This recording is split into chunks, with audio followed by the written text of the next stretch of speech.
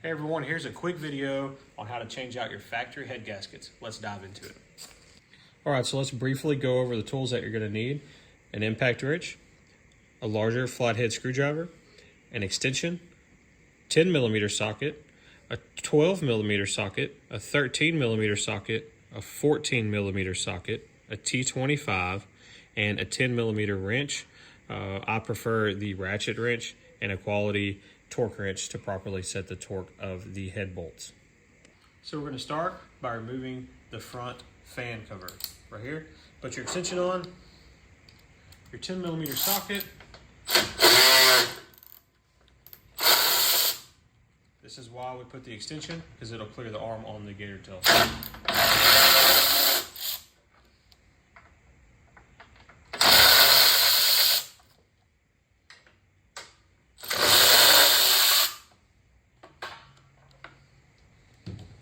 You want to make sure these stay with the fan cover. From there, we're going to remove the front cover here.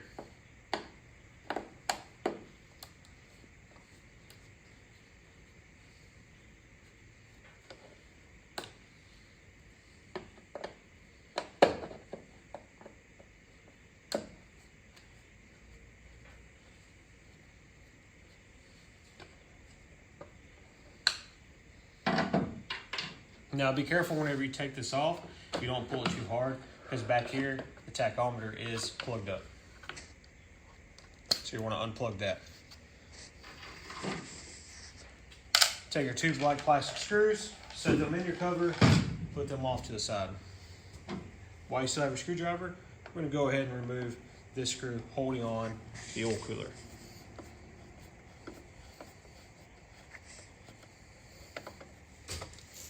Set that down. From there, while we have our extension on, we're going to take our 13mm socket, swap the 10 out, and take our coupler nuts off.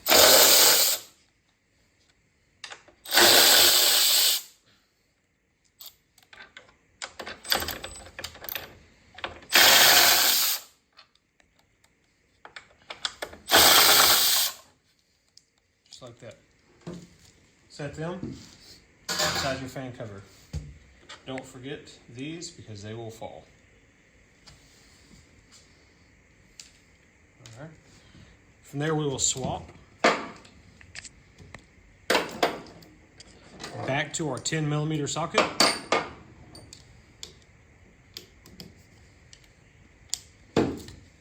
And on this side, I don't know if you can see it, but on this side of the cover, the shroud, there's a 10mm bolt right here.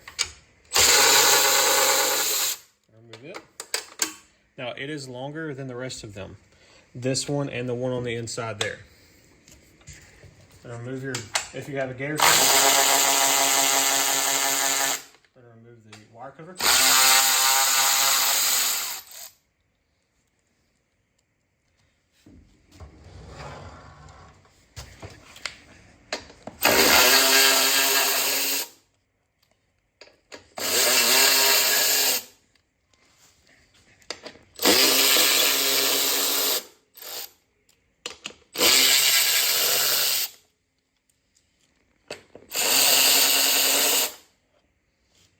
Now, as you can see, the stud happened to come out with it, and that's okay.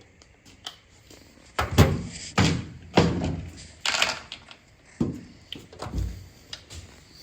go ahead and pull this one out. We'll all sew these together.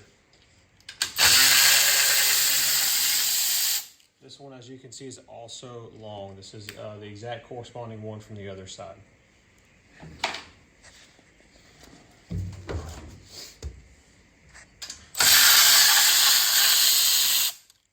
Bracket off. Now this bracket also has its own size, so go ahead and keep those together. It's an important tip. And go ahead and put the extension back on.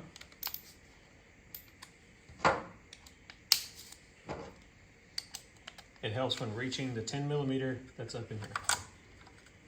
fan.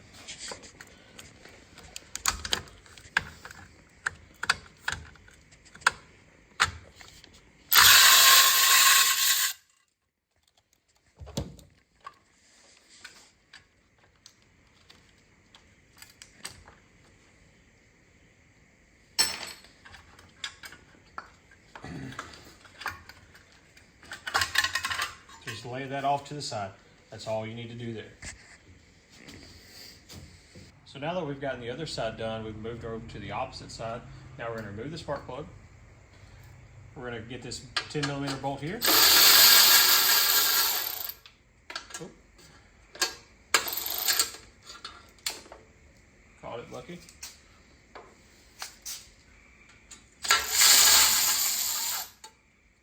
Okay. And we're going to remove the heat shrub. Set this down. We're going to grab our 10mm ratchet wrench. This is why I like it, because trying to get a socket in the bottom down here is a pain. So ratchet wrench will be your friend.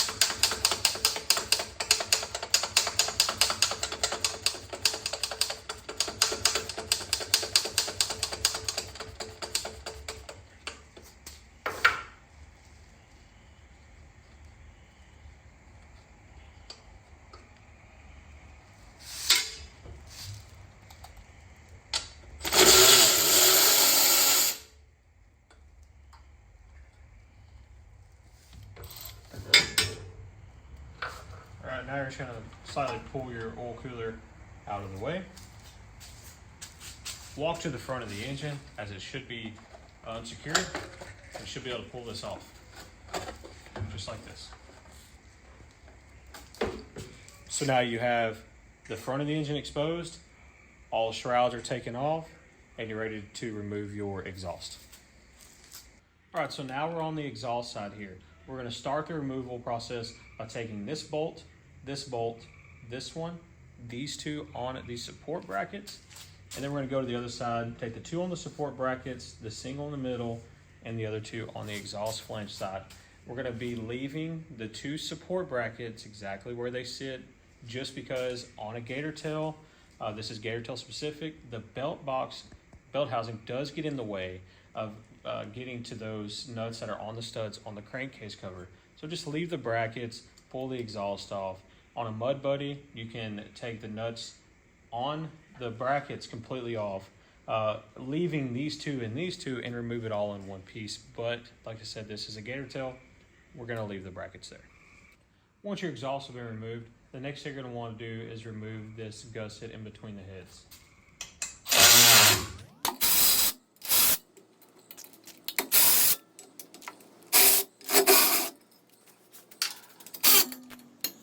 All right, so now that you've got your support bracket removed, you'll notice that there's two 10mm bolts that secure the high pressure pump. Those two have to be removed. Now there's two separate ways to go about removing the cylinder heads at this point. Some people prefer to take the entire EFI system off, set it off to the side, and then mess with the cylinder heads from there. Me personally, I like to leave the entire EFI system exactly where it is, not messing with it, pulling the head off one by one, and I'm going to show you how to do that way. So first we're going to start by taking off the 10mm bolt on this side.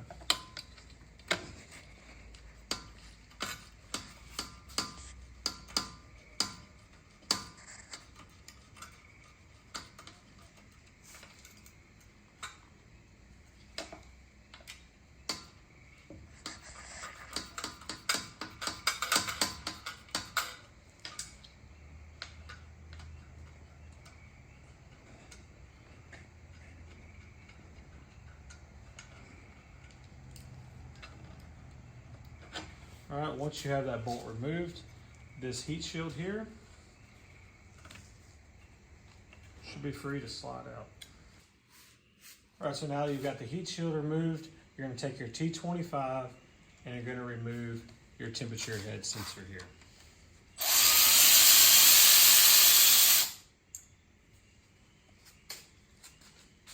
And leave this off to the side. All right, so now we're back over to the front of the engine, and we're going to remove These two nuts here on the studs, that they're intake studs, they take the 12mm socket.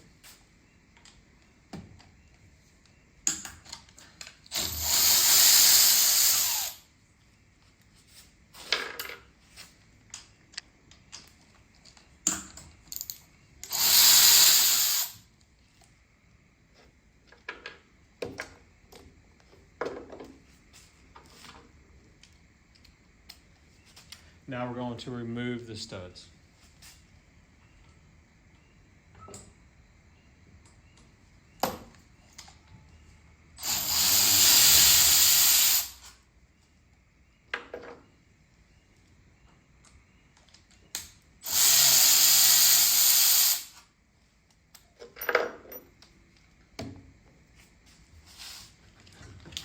Now that the studs are removed, we're going to take on the other 10mm bolts that are on the valve cover.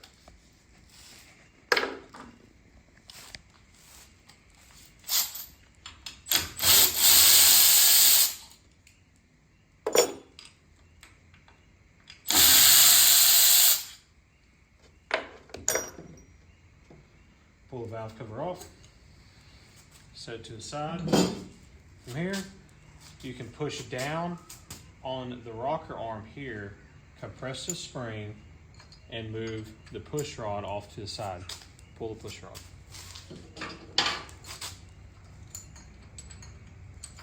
Also, on a side note, if you're changing this because you suspected that you have a blown head gasket, a telltale sign will be on here. It'll be like a white or black carbon ring, and you'll see it right here, usually in the dead center of your push rod. That is a telltale sign that you have a blown head gasket.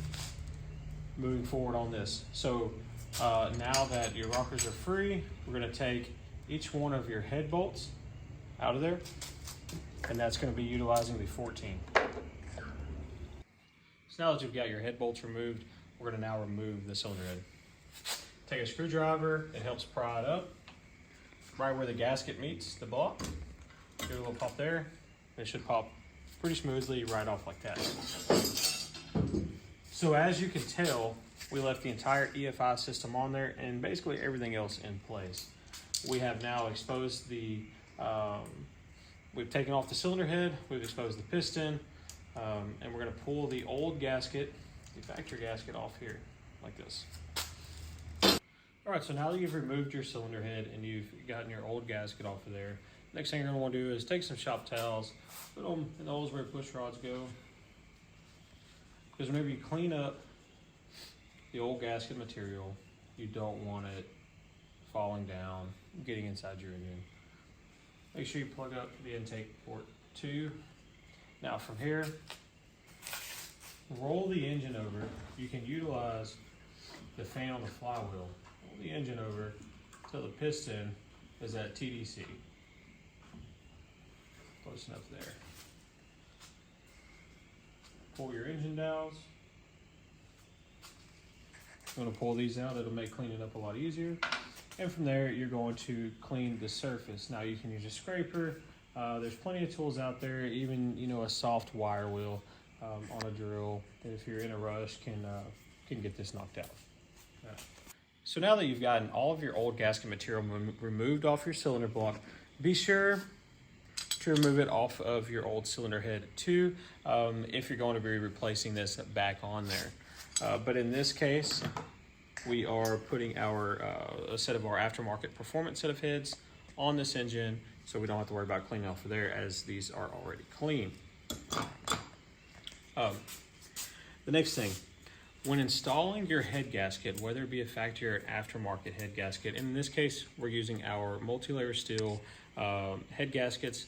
We highly recommend these. We have never seen one blow after install. So that being said, whenever you go to install it, there are 2 holes that are going to be bigger than the rest. So you don't have to worry about the orientation or if you got it upside down or backwards or whatever. It can only go one way due to the engine dowels across from here. So now we're gonna install our head gasket.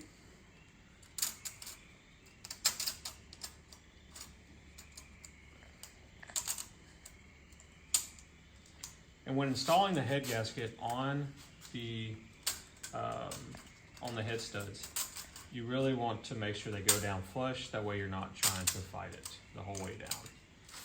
And they should go on relatively easy like that. Hey, real quick, we're gonna go over our TCP head studs while we have a chance. I know this video is over head gasket replacement, but a lot of you will be using this video when installing your head studs, head gaskets, and aftermarket performance gasket set that we offer with our performance heads. So these are 180,000 PSI bolts, grade 12.9 black oxide. They are not stainless. They are still bolts, so they won't interact with the aluminum block. We also go with ARP 12-point high torque nuts and washers when using our head studs. So that's a brief rundown of our head studs. They are available. We've been running them for quite some time to make sure that they are going to be durable. And yeah, here they are, and they seem to be a fantastic addition. It is way overkill, but that's kind of the name of my game. So it's kind of way overkill it, and you know, make sure we can build the most reliable, toughest engine on the market. All right, back to the head gasket video. So now we're going to take your cylinder head, whether it be the aftermarkets or your factory one that you just pulled off. Go ahead and place it on there. All right, and in this case, if you're reusing your factory bolts, go ahead and just hand snug them all the way down. Don't tighten them, as we're going to do the proper steps when torquing the heads down. Just hand tighten them all, make sure everything's kind of in place the way it needs to go. The next thing you're going to want to do is make sure you take your intake gasket, put that back in there.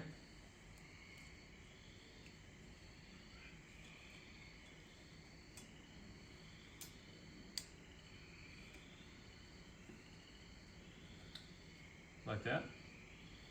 Now, there's a reason that I do leave it snug like that, is because I've replaced the gasket in there and it kind of holds itself while I put the studs back in the intake. Now that we have our intake studs reinserted, this is for the people that are installing our head studs. Go ahead and take your washers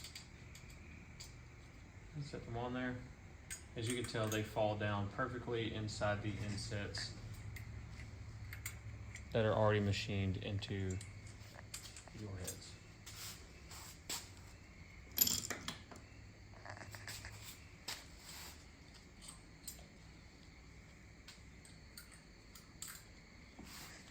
All right. Now, whenever you go to insert your factory bolts, and you put them in there and your hand tighten, we're going to want to step them in. You don't want to just go straight to its highest torque value and call it good. You do want to seat the head in first and then continue on to your torque value, your determined torque value. So on the factory bolts, start off at 125 inch-pounds. And you're going to start off with the top center, the bottom center, the top right, the bottom left, the bottom right, and then the top left. And at 125 inch-pounds, what you'll notice is you need to do that twice. Once you restart here, you'll notice that it can torque down again a little bit more. So repeat the exact same steps again. And then from there, move up to 250 inch-pounds. You're going to want to repeat your steps there and make sure and recheck it again that it doesn't need any additional torque. Then as far as your final torque goes, it's going to be 350 inch-pounds on the factory head bolts. So go through your steps, make sure it's set at 350 inch-pounds, and also keep in mind, if you're using an extension, make sure that you're using the shortest extension possible so it doesn't offset your torque values. So if you use a deep socket 14 and the shortest extension you can, and the reason you need an extension is to get right here on this one bolt here. It's kind of a pain even with a long deep socket 14. So you can use a very short extension. Just take into consideration the longer the extension, the weaker the torque value becomes.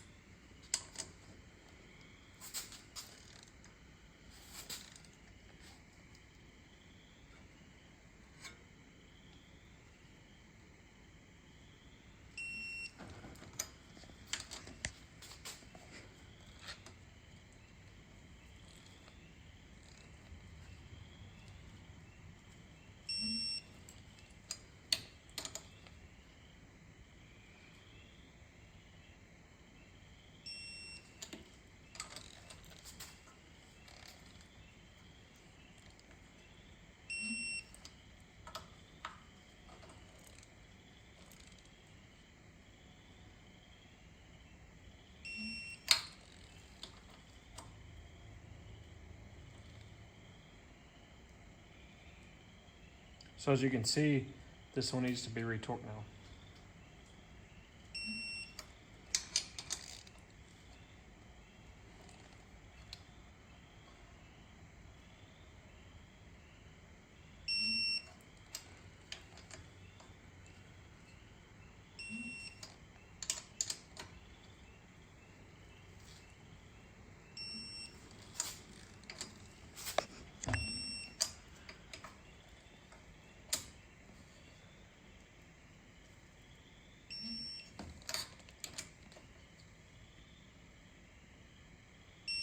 It's even backed up again.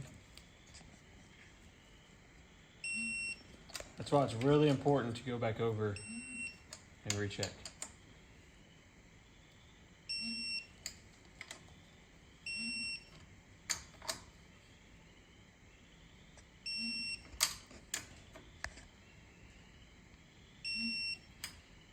You're just about there.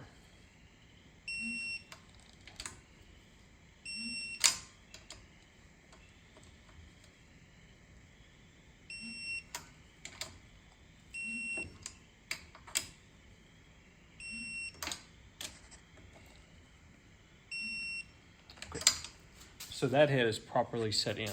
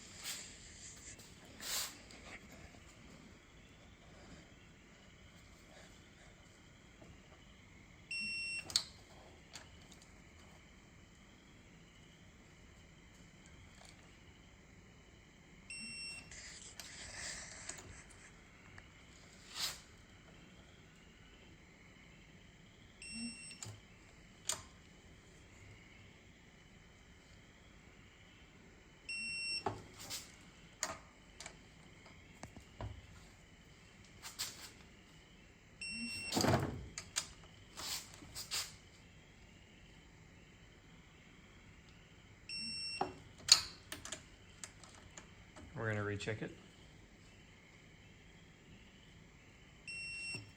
It took a little bit.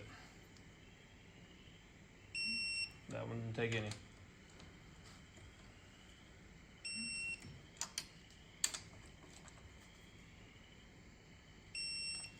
All those are good.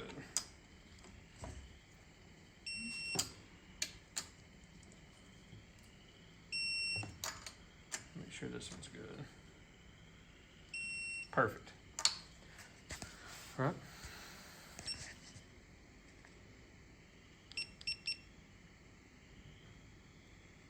So now we're going to move up to 350 inch-pounds. Now some of your torque wrenches may read in Newton meters or may read in foot-pounds. I know your end torque is around 40 Newton meters or 29 foot-pounds. But as per the Briggs handbook, 350 inch-pounds. So a quick Google search, you can translate whatever torque wrench that you have to accommodate 350 inch-pounds.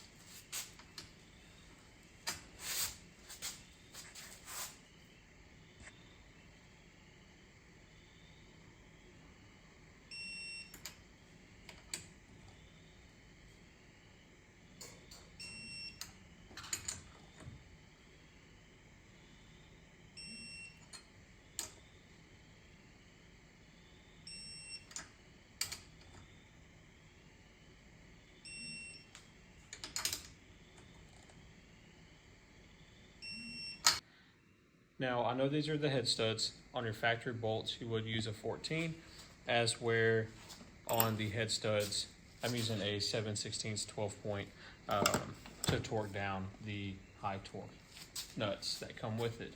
Now, I've never had an issue with 350 inch-pounds on the stock head bolts. I've actually never had an issue with the stock head bolts. I've seen some people over torque them and pull threads out of the block.